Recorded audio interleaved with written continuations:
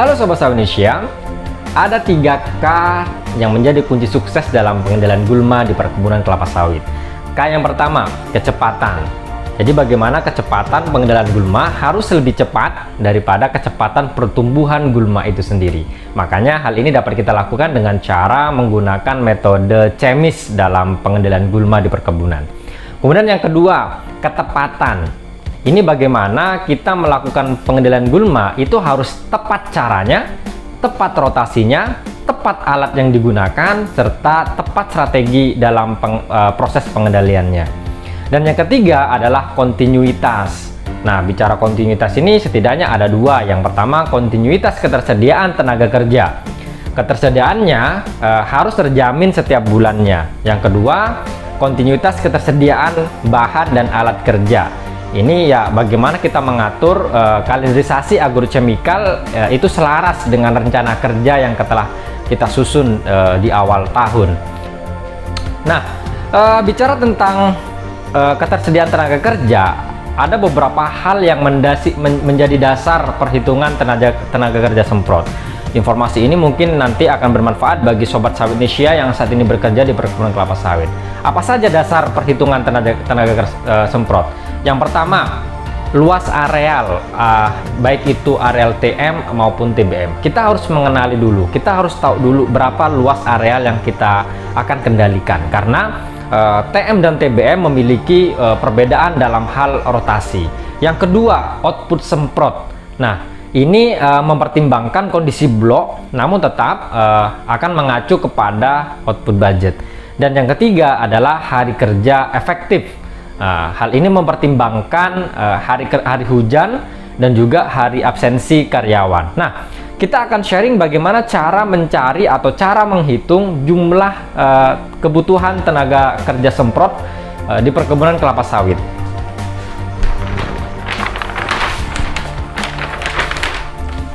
Nah, kebutuhan tenaga kerja semprot seperti yang saya sampaikan tadi, bahwasanya kita harus mengetahui dulu luas yang akan kita kerjakan. Maka rumusnya adalah luas areal yang dikerjakan dibagi dengan output, kemudian yang dikalikan dengan hari kerja setahun.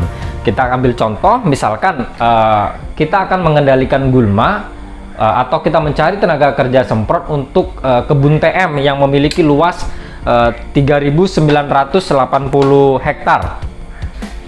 Kemudian kita memiliki rotasi pengendalian itu 4 kali dalam setahun, maka kita tinggal mengalihkan saja luas area yang dikerjakan adalah luas hektar TM dikali rotasi dalam 1 tahun, misalkan 4. Maka setelah kita kalikan hasilnya adalah 15.920 hektar.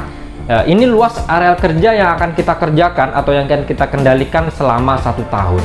Kemudian kita ketahui dulu output dari tenaga semprot yang dibudgetkan. Contoh di sini kita output standarnya adalah 3 hektar per HK.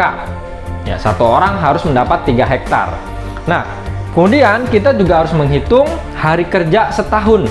Lah, hari kerja setahun ini caranya ya kita hitung hari kerja sebulan dikali dengan 12 bulan selama 1 tahun itu. Nah, yang menjadi kunci di sini adalah biasanya HK itu kan 25 hari. Namun untuk pekerjaan semprot kita lakukan 20 hari kerja. Ini kenapa? Seperti yang saya katakan tadi, ada antisipasi hari hujan. Sehingga ada spare dengan adanya hujan, maka kita buat hari kerjanya menjadi 20 yang dikali 12 bulan, maka totalnya ada 240 hari per tahunnya ya. Kemudian maka sampailah kita kepada kebutuhan tenaga kerja. Nah, kebutuhan tenaga kerja ini setelah kita tahu berapa luasan yang akan kita kerjakan selama 1 tahun tadi, kemudian dibagi dengan output dan juga hari kerja setahun, maka hasilnya didapat 22,1 HK, atau mungkin ini bisa kita turunkan menjadi 22 HK. Nah, khusus di pekerjaan semprot ini kita harus mempunyai ketersediaan atau cadangan tenaga kerja kurang lebih 10%. Jadi kalau seandainya kita tambahkan 10% sebagai cadangan, ya ini kurang lebih kita memerlukan 24 HK atau 24 tenaga kerja untuk mengerjakan total areal 3.980 hektar TM. Nah, Ini adalah perhitungan cara menghitung jumlah tenaga kerja semprot yang ada di perkebunan kelapa sawit. Semoga informasi ini bermanfaat dan tunggu video kita selanjutnya. Sehat selalu, sukses selalu.